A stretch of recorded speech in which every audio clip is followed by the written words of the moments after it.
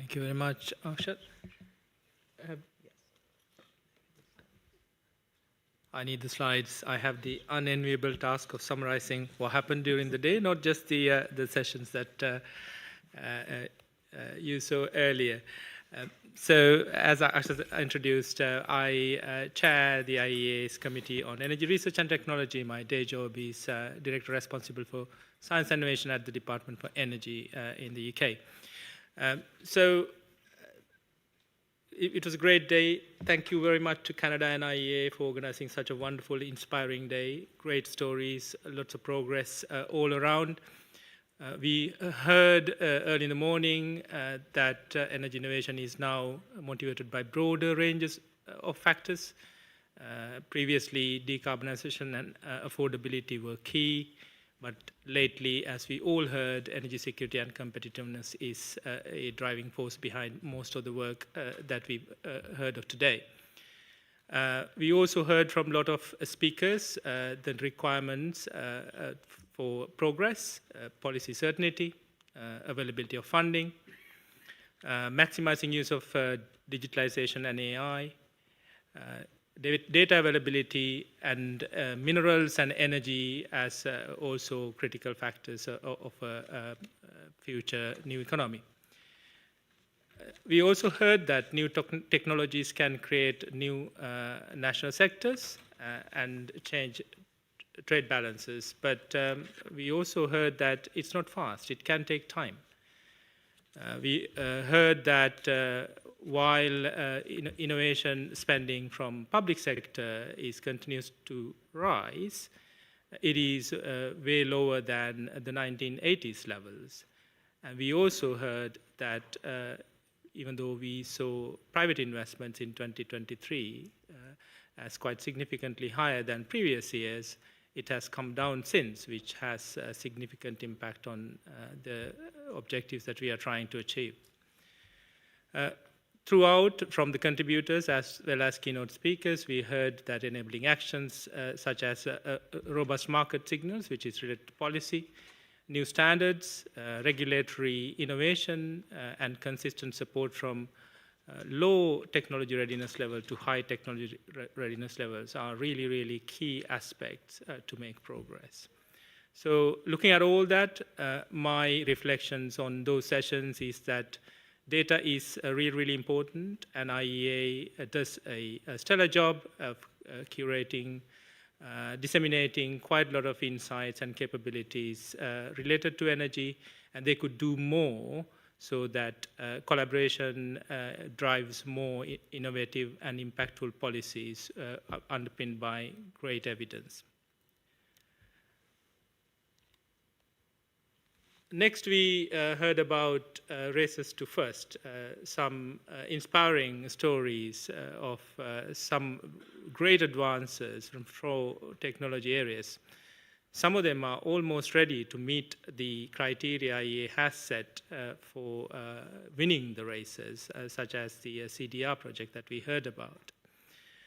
What we heard from those innovators was that while it's not easy, that they have found remarkable innovative ways of breaking barriers and making funding available and progress on the ground.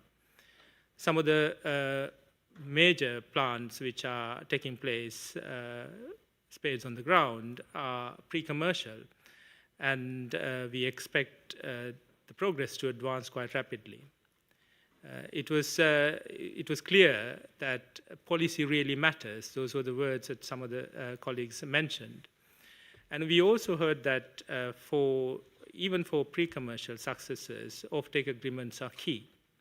And learning curves are important to mobilize investment, and building and operating further demonstration activities improve the cost reductions, and in-flight learning can unlock even more investment. So truly inspiring examples for us to note.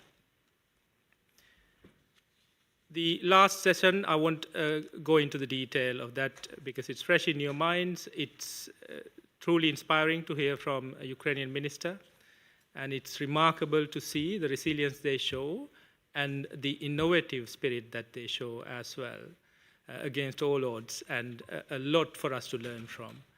We also heard from our colleagues from Singapore and Kenya as to how local context really matters and how that adaptability of major technological progress into local context can create innovation in itself and accelerate the progress further.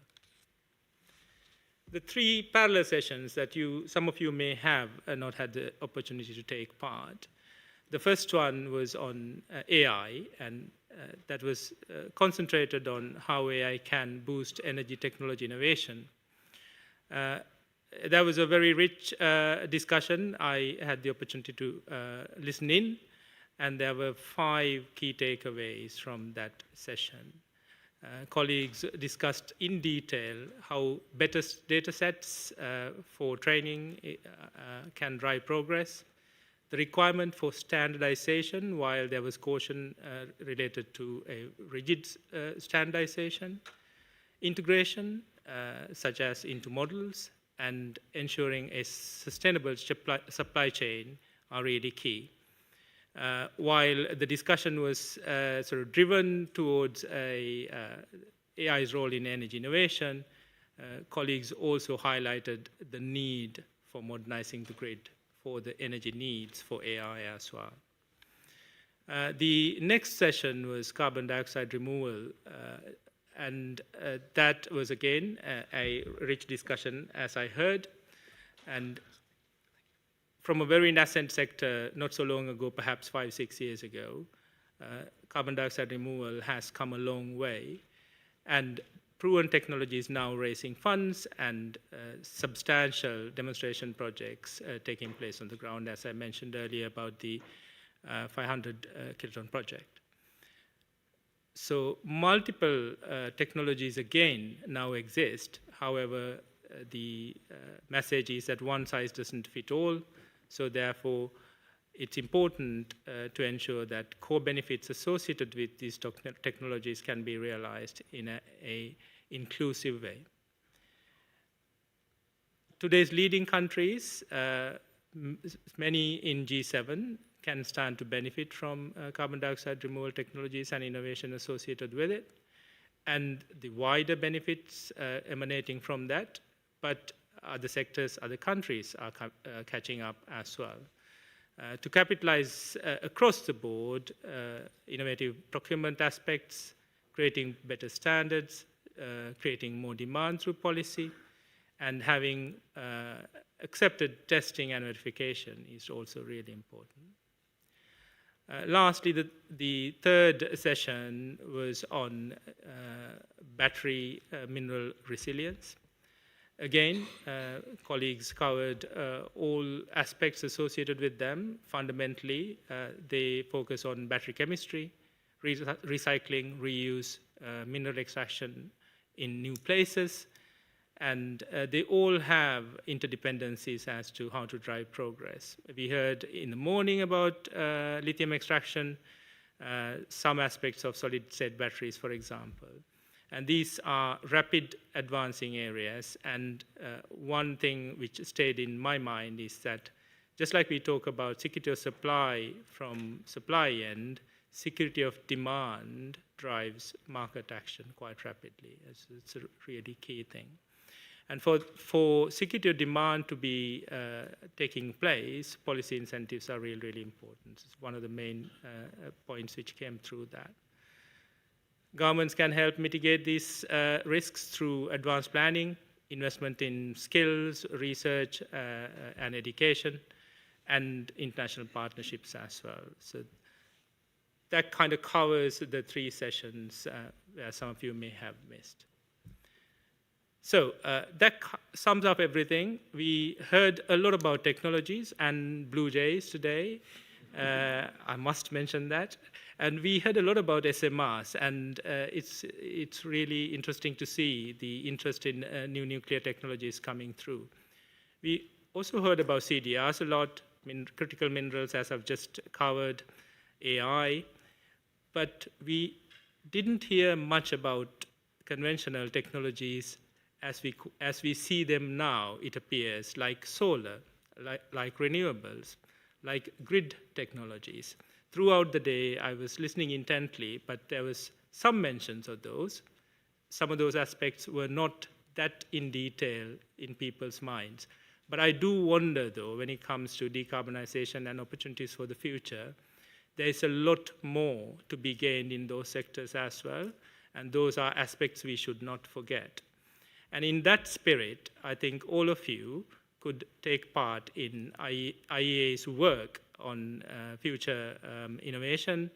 And I think colleagues are going to get in touch with you as to how you can contribute to next iteration of the work. And I do encourage all of you to take part in it. Thank you very much.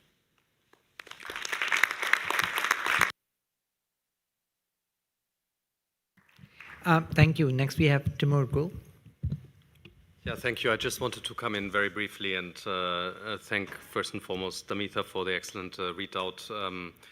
It was really fascinating insights today. I really enjoyed many of the conversations, very engaged discussions in the breakout groups in particular, so thanks for presenting them, very clear messages.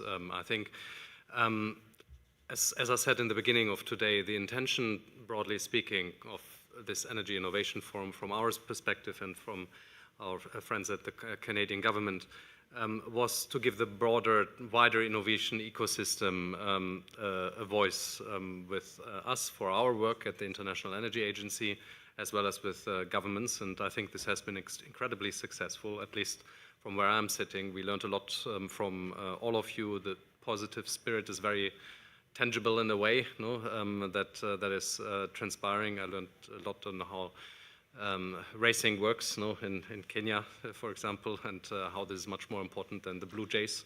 But that's all been really excellent. You did all really in terms of your contribution that we from the IEA side, and I think the Canadian government will think the same way, that we all have been hoping for. On our part, we've been hoping to engage you as much as possible with governments today as well, but G7 deliberations are still underway, so several of the delegates could not attend at the last minute, but we will make sure that we will report your thoughts, your advices, your ask, in fact, the things that you have asked, that we will report them back to governments tomorrow at the G7 ministerial meeting, and we'll make use of them in our reports as well, of course, moving forward. And also thanks, Damitha, for the excellent additional suggestions for future work areas here. I think this is already good inspiration to the next Energy Innovation Forum on our part. But really looking forward to those 30-second pitches that Akshat was otherwise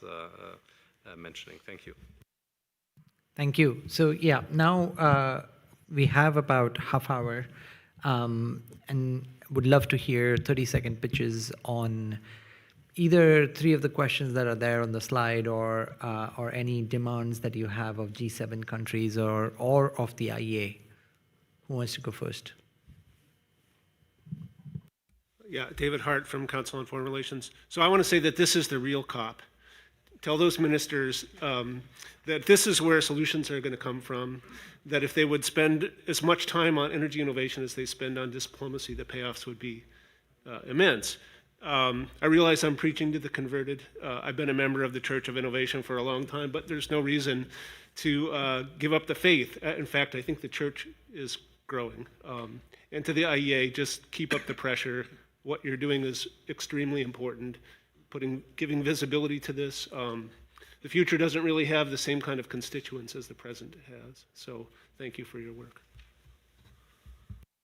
That was a model 30-second summary. So in that spirit, who else wants to go next? There's one behind. There's a mic coming your way.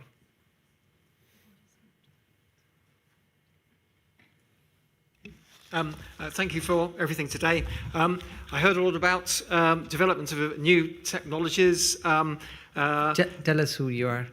Robin Wiltshire from the UK. I'm the current chair of District Heating and Cooling, TCP. Yeah, heard a little about technologies, SMR, nuclear, AI, deep geothermal. For me, what it pointed to even more strongly than before was the need for strategic energy system planning, which I believe is vital for all our communities, whether in G7 or developing countries. Because every city has its own potential, which is different, it's case specific, and so has its own potential. I heard about new developments with data centers, and these are really energy intensive. They release a lot of heat which can be used if they are sited close enough to a town or city centre. But that is a really important issue to consider on the siting of data centres. More generally, I think we'll move towards greater integration of the energy vectors, which increases the possibility to reuse available surplus heat and increase the penetration of renewable energy sources. To get the best out of this, though, we do need to have thermal networks in place, not just district heating, but also district cooling networks, which can offer up to 50% of peak power demand, can offset that. So thank you. Thank you. Thank you very much. My name is Paul Luquez. I am chairing the hydrogen TCP. I want to insist on one part not discussed today. TCP network is more focused on R&D, on innovation, and I am also part of a research organization.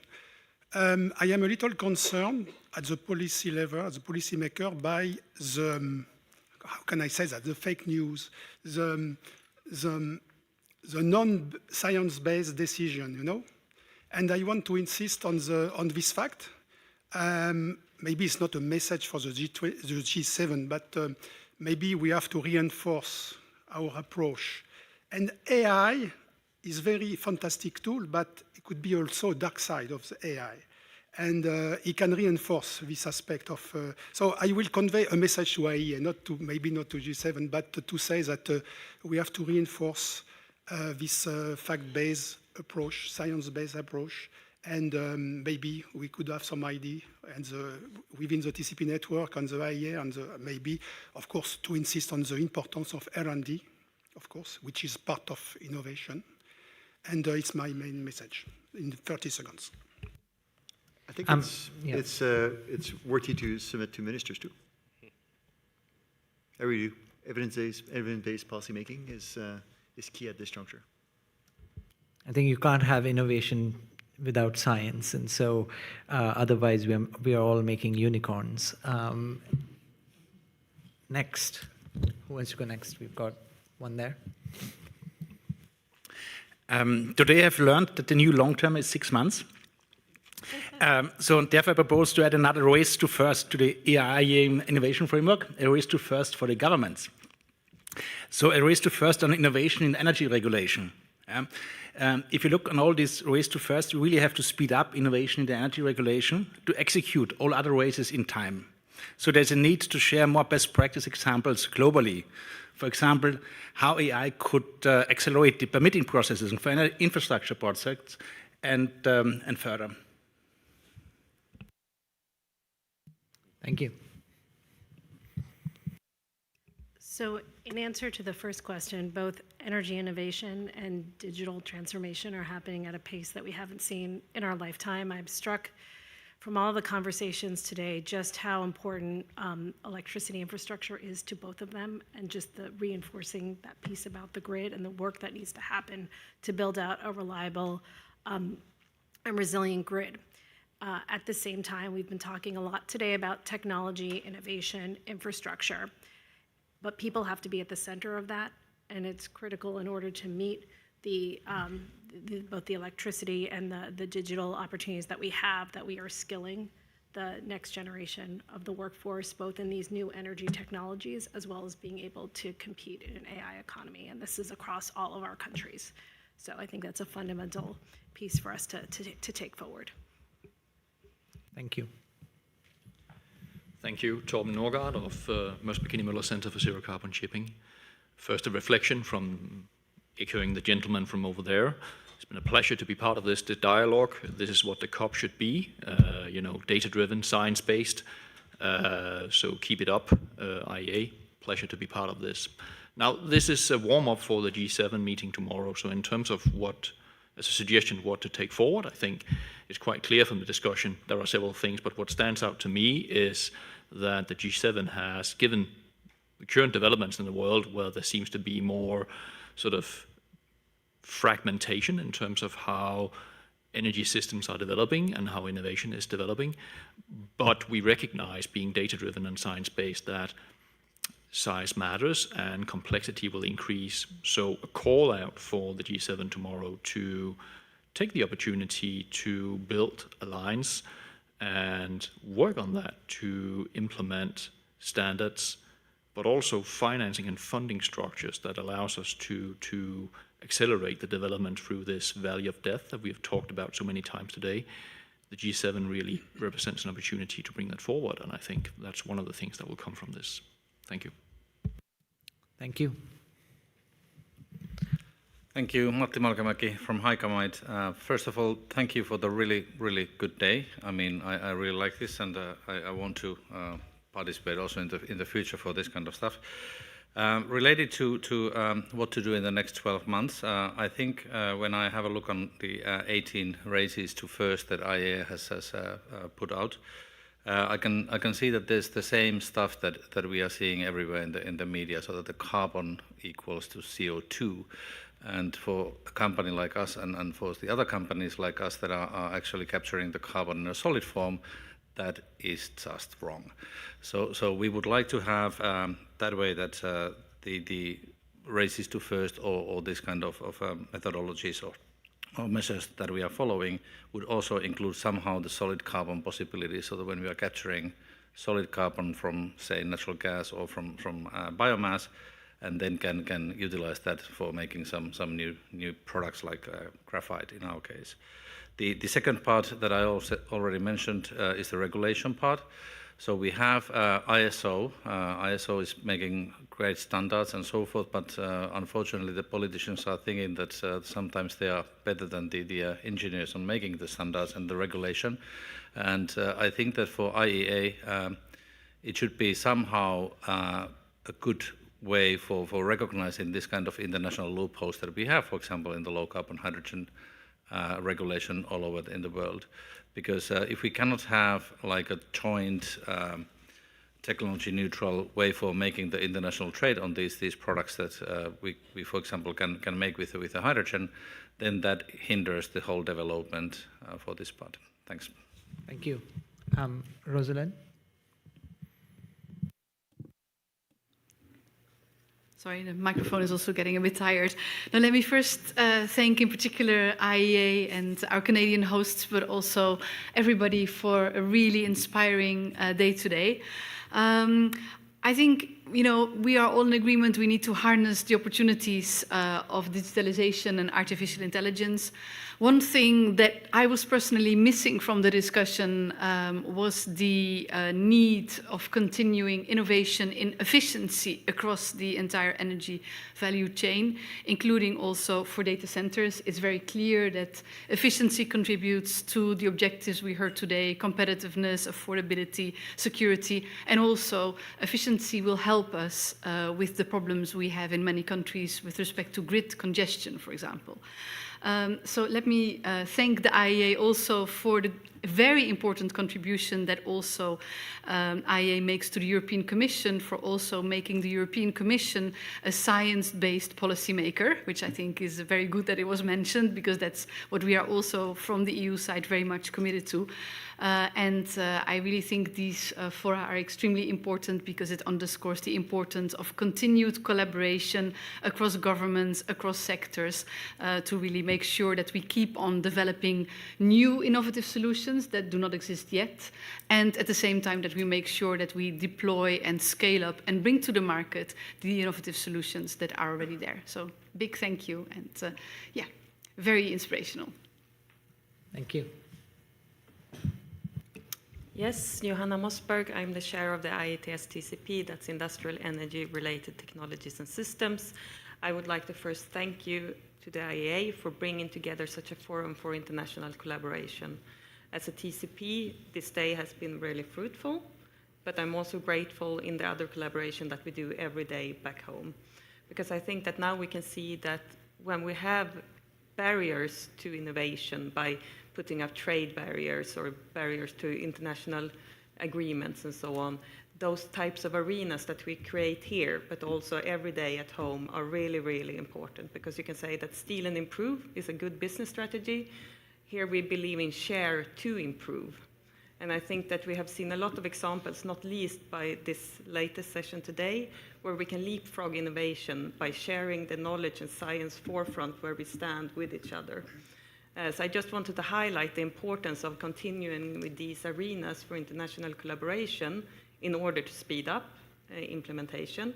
And I was also really happy that you mentioned energy efficiency, because that is something that we haven't spoken that much about today, but we really need to also work with the innovation we already have in place, making that more efficient, while at the same time putting together the new systems as well. So thank you very much for providing these arenas for collaboration. Thank you. There in the distance. Yep. Brian Foodie, IEA Corporation. We're involved in sustainable fuel development. I'd just like to stress the importance of market demand and market signals in driving investment in innovations, and I'd urge the IEA to explore that linkage and reinforce it with governments. Thank you. Excuse me, Bob Oliver, Change Energy. One of the things I was struck by as a reflection in one of the earlier panels is that we had 3 inspiring stories of clean technology startups. And part of the success formula was having large capital partners who are large companies who would be potential beneficiaries and recipients of those technologies. And it occurred to me, if that's a pattern for success, maybe one of the things the IEA member nations could consider is policies that would directly incentivize or reward that kind of behavior on the part of large companies to find startup partnerships and nurture that kind of relationship. Just a thought. Thank you. Hi there. This is Wendy Lam, CEO of Capsule Technologies, a carbon capture technology from Norway. We're working most of our projects in Europe. I just wanted to stress a lot of the customers we work with, large industrial operations that are trying to decarbonize. Putting carbon capture removal are complex projects. They are difficult to do. They're difficult to buy in an area that a lot of these companies don't know how to do. And of course, the natural tendency is to reduce risk as much as possible. Because these are expensive projects. And what I would ask the IEA take to the ministers is to have everyone think about when policies or requirements or grants are being put forth, that we don't inadvertently always push and incentivize the lowest risk, that we do not incentivize innovation. Some of the newer technologies require a little bit extra room, and I think having grants and some of this other support should make up for some of that risk that is inherent in these projects. Thank you. Thank you. Thank you. Rachel Doran. I am Executive Director of Clean Energy Canada, a think tank out of Simon Fraser University in Canada. And I want to say a remark that I hope isn't tangential to a forum on energy, innovation, and technology, but I think we've alluded a lot to people today, human capital, and I maybe just want to reinforce our organization thinks a lot about how people engage in the energy transition and how central it's going to be able to have the household clean technologies to group into virtual power plants to avoid the kind of fake news reaction that might impede policy certainty. And particularly studying, I think, how people are engaging these days with the, who are not sitting in these rooms, seeing the tangible things in their households. And the IEA found that advanced economies with strong policy support, households have accounted for nearly 60% of energy investment growth since 2016. So, in addition to all the excellent innovation that we've talked about here today, ensuring some of the blockages where these technologies are scaling, and we're doing regulatory innovation to ensure those tangible items are getting into people's lives in a way that's exciting for them, I think should be another message that goes to the G7 ministerial, in addition to many of our important conversations here today. Thank you. Thank you. My name is Christopher Heppling. I'm Director for International Affairs and Director for Hydrogen Technologies at the Fraunhofer Society for Applied Research in Germany.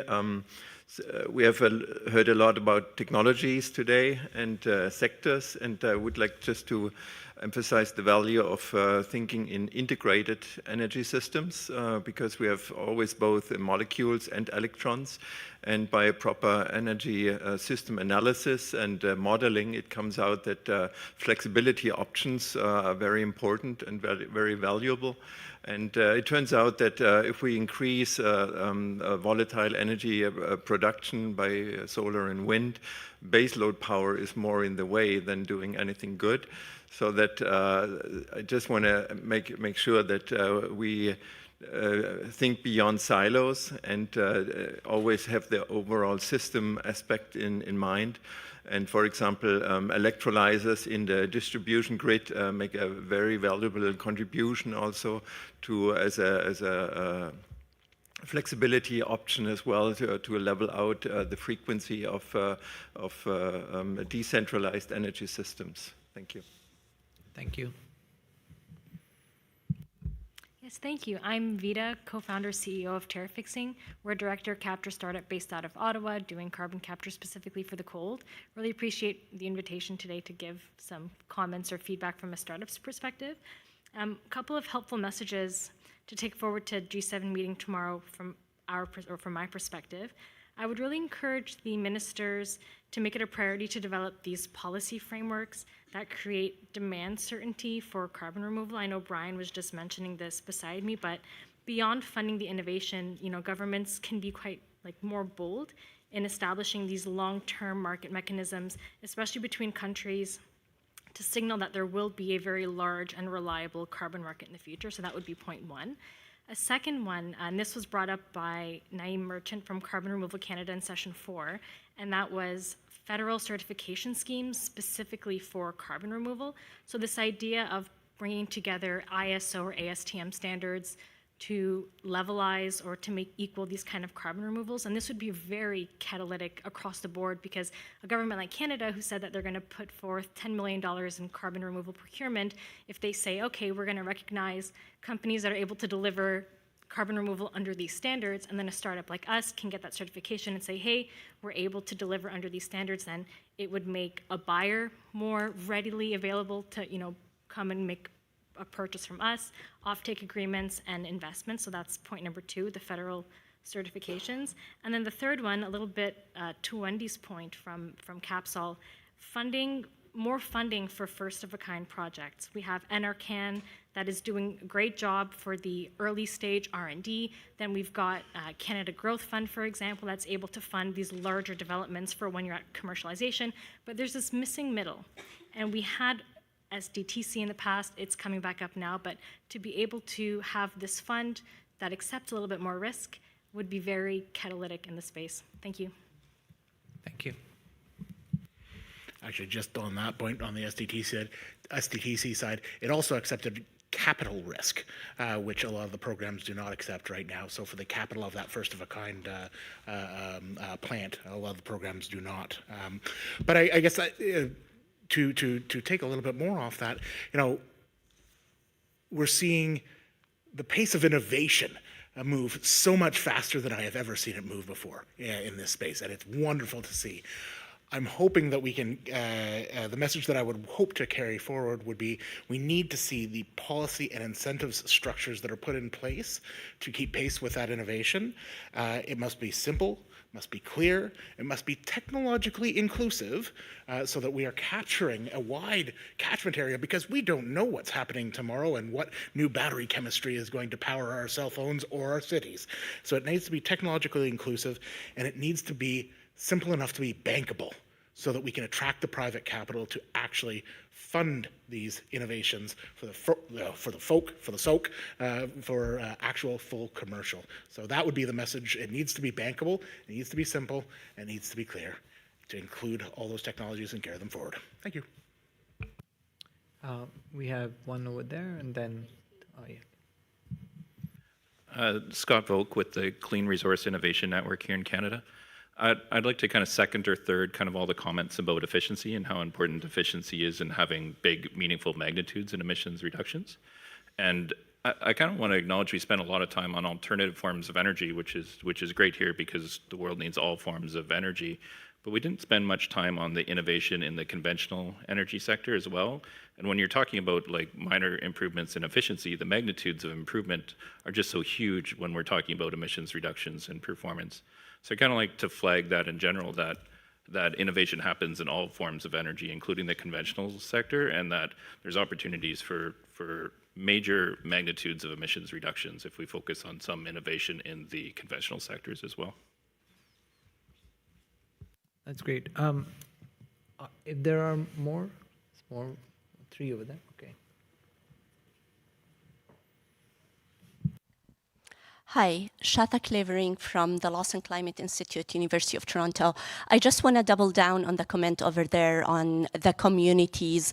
When we draft policies, we need to take into account the communities and the consumers, whether these communities projects are being built in their backyard, solar projects, mining projects, etc., or whether these are the final consumers, because as we saw from the electric vehicle adoption, now there is lots of decline in adoption. So the industry now is scratching their heads. What do? We didn't prepare for that. We projected way higher. So really, the consumer plays an important role in every policy for clean technology adoption. For us, your Venn diagram there of industry, academia, and government, we always add to that community. It's like a stool of 4 legs, and the community is a key factor to that. Thank you.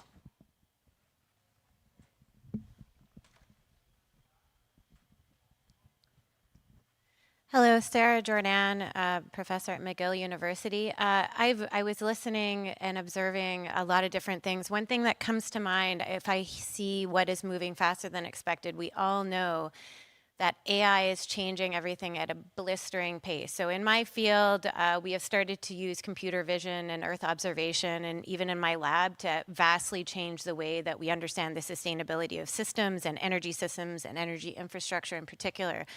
What I would like for hopefully the G7 to address is not just the workforce, but also the young people in our classrooms. Things are changing so quickly right now. I'm trying to adapt everything in my classrooms. We also have a workforce that we need to think about, and all the young people who want jobs moving forward. So I think I'd like to encourage people to think not just about boots on the ground and labor, but how can we equip the young leaders of tomorrow with in such an environment that's changing so quickly, so that they have bright futures and really excellent employment. And one other thing to come back on, we were talking about sustainability. This is also about our future generation sustainability, renewable energy. We tend to think about these big solutions, to just always think about these cross-sector solutions, because I think that sometimes we can miss really important opportunities where we are looking at, for example, vehicle to grid or integrating across circularity. So we tend to focus on recycling as a big one.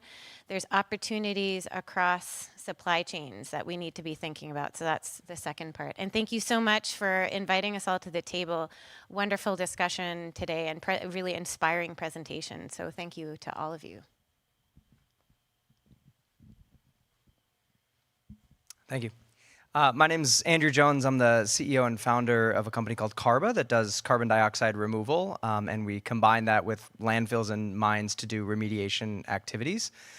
We're based in Minnesota, which is basically Canada, so if you'll accept us. I want to thank the organizers first for an amazing event. It was really a melting pot of brilliant minds, and great for me as a startup founder to get to meet a lot of the innovators and movers and shakers of the industry. My message to the G7 is, I'm a PhD chemical engineer, super energy nerd, and I will always advocate for more technology discovery and science innovation, but I actually think we're at a point where the innovation needs to happen at the government regulatory policy level. A lot of these technologies have been around for a while. SMRs, amine scrubbing for direct air capture, pyrolysis, you name it, they've actually been around for quite a while. What we need is governments to help push these things forward fast. And specifically for the carbon dioxide removal industry, that's a public good. I really want to see governments start to buy carbon credits or put a carbon price on there. I know it's really difficult, especially in my country. But I really want to see, that would be my message to the G7, is how can governments facilitate faster movement of SMRs, more purchasing of carbon removal, which is ultimately a public good. We are today relying on a lot of private companies, private-public companies, and that's just not going to cut it. So thank you.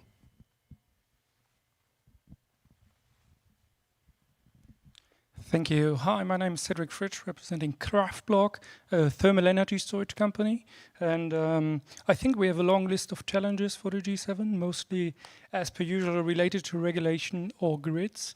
But I want to highlight something else, which is missing out a bit of the discussion, which is industrial process heat, which is big levers for decarbonization. And I would urge the G7 to really take a look at that, because solutions are individual, and we see that hydrogen, for example, lags behind of its promise. So we really need to take a look at industrial process heat and heat in general, because it makes up half of energy, and yeah, I feel like it's a bit overlooked. So that's the urge, I would say.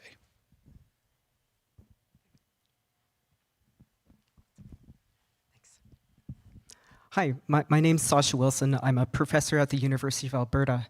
I'm a geologist, and I believe I wrote the first papers on mineral-based CDR and mining. So I just want to give another perspective from the training pipeline. We've heard about the possibilities for creating great jobs, and there's been extraordinary growth in CDR as an industry. And a lot of the successes, I want to emphasize, came from professors who carried technologies that came out of their labs across the valley of death and toward commercialization. And I am sure that my fellow professors here will agree that we can't train highly qualified people for this industry fast enough. And I just wanted to say, G7 countries should please consider renewal at universities at the base of the training pipeline. Thank you. We have one over there. Thank you. This is Patrick Lowe, Power Utilities Executive Leader from Microsoft. And so what's really interesting, and I did miss a better part of this, I had to go to a different panel discussion, but the conversation of AI is very interesting, and the one note I would make, there is a convergence now between hardware and software. And so very much this morning, I did hear that there's two parallel timelines of hardware taking a very long lead time, software taking a very short lead time of about 6 months. We're converging this at Microsoft to the point where we are now focusing on AI solutions for permitting. We're focusing on AI solutions for material discovery that Minister Hodgson also referred to. So the one perspective I would have for the IEA is to take a look at the hyperscalers, and not just Microsoft, but Google, but AWS as well too. We are focused on building technologies now to accelerate the build of data centers, just to be a partner in this solution. Second perspective, and I loved the Professor McGill who actually mentioned taking a look at the gender integration and the demographics. Currently, the ones that know how to use AI and are almost breaking the models is the Gen Zs. And so these are the ones that are born within the year 1997 and beyond. I feel like they should have actually a place at this table too as well. Just for a learner perspective, understand what they're doing, where they're going. And my generation, I'm a millennial. I'm learning how to apply the technology, but the future of where this technology is going to go and where the new economy is going to be very much is right now in the Gen Z. So the ones born in 1997 and beyond, they are the ones that are going to also create the next model, to be honest. So their voice, I think, should have some representation here, and just as a discovery. Thank you. Great, thank you. I heard a little bit earlier that, Vittoria Bellissimo with the Canadian Renewable Energy Association. I heard a little bit earlier that we hadn't talked as much about wind, solar, and energy storage, and I just wanted to mention a few items on this front. These are mature technologies. We did get a great overview of the Oneida Energy Storage Project in Canada, and in a country like Canada with legacy hydro assets, you can really appreciate that we can integrate an awful lot of variable energy resources into to our supply mix, and it's time to build projects, and we are building projects. There's 17 gigawatts of procurements underway right now. We're looking at 150 to 200 billion in the next decade. That's 250,000 to 350,000 job years, and slashing emissions intensity in the grid by up to 80%. So we actually had to build a procurement calendar just to keep track of everything and make sure we didn't overlap with what's going on. It's a really exciting time for technologies that are already mature, and I think that all of the innovation that we heard about today is only going to make it better and easier to integrate. Thank you. Thank you. I think that brings us to a close, unless there's anybody else who's still burning to make their 30-second pitch. If not, I will pass this on to our final speaker of the day, Franck de Rosière, who's with the Government of Canada. The floor is yours. Thank you so much. And at first would like to express my most sincere thanks to the International Energy Agency, who's been fantastic dance partners to organize this event. So Timur, Simon is here, but I know there's quite a team in Paris who work hard. For many months, there's been a lot of phone calls and emails, and really sincere thanks.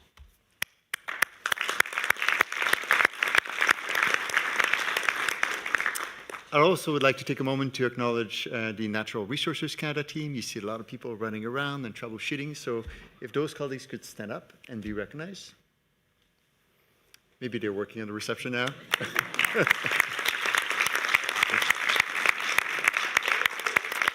And most sincere thanks to all of our speakers and to all of you for a remarkable engagement.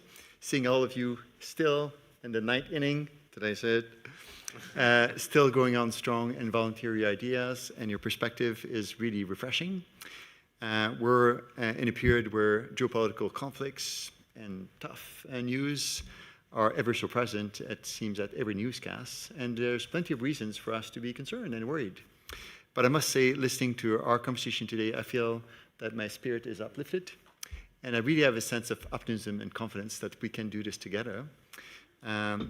While we each live in different jurisdictions and different level of standing and experience, we share a lot of common issues, and that was very evident when we heard all of you convey some of your thoughts.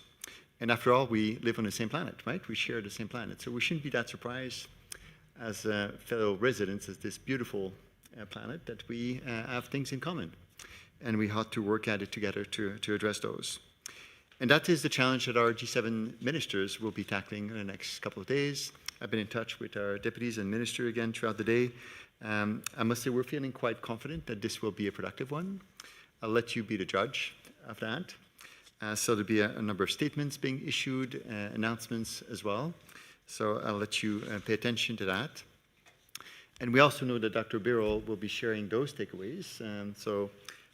Based on the initial cut and all your feedback, the team will be busy tonight gathering that. Dr. Birol is on its way from Singapore to Toronto. He will be landing shortly. And I know he'll do a terrific job at conveying your views and perspective, and certainly something that ministers very much look forward to discuss. They have a dedicated session on energy innovation tomorrow, where they'll be having those very discussions. I'm also feeling quite confident that the IEA in its own work program will be able to embed this, and it was wonderful to see all those TCP representatives being present, the staff of the IEA, either in person or virtually, participating in this session. So I'm quite optimistic that we'll be able to make this happen. And after all, there'll be a chance to re-engage in Paris, right, in February of 2026, on the margins of the next IEA ministerial meeting, where this conversation will carry. And for those of you, and I've heard it from many, that energy efficiency perhaps was not represented as it should, point taken, maybe we could weave it into the next go. As you may have heard during the minister's remarks this morning, Canada will be hosting the next IEA Energy Efficiency Ministerial in Canada, Montreal, next year, late June. It is a rather large gathering, and we very much look forward to welcome those of you who would like to participate. Montreal at the end of June is a rather nice place to be. You may even wish to extend personal holidays, bring your family, friends, whatever. It is a great time of year to be all of us together. And I also would like to thank our moderator, who did a remarkable job in keeping our conversation not just on time, but also on focus. So you did a great job too. Well done.